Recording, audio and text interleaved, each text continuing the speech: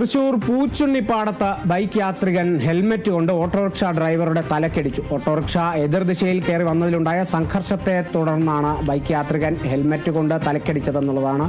സംഭവത്തിൽ വിയ്യൂർ സ്വദേശി ജിതിനെ police arrest ചെയ്തു. ഓട്ടോ ഡ്രൈവറുടെ പരാതിയിലാണ് കേസെടുത്തിരിക്കുന്നത്. സംഭവത്തിന്റെ CCTV ദൃശ്യങ്ങൾ പുറത്തു വന്നിട്ടുണ്ട്. ആ ദൃശ്യങ്ങളൊന്ന് കാണും.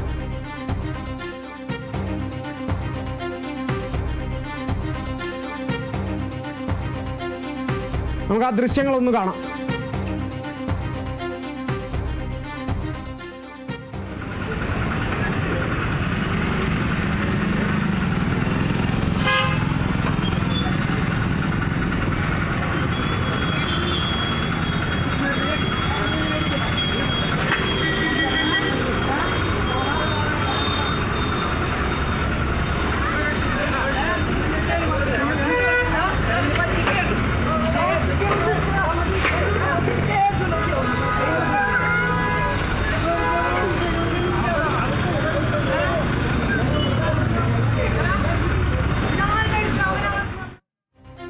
സംഭവം വ്യക്തമാണ്. ദൃശ്യങ്ങളിൽ നിന്ന് തന്നെ വ്യക്തമാണ്. ഹെൽമെറ്റ് കൊണ്ട് ആ ഓട്ടോ ഡ്രൈവറെ തലക്കടിക്കുന്ന ആ ദൃശ്യം കൃത്യമായി തന്നെയുണ്ട്.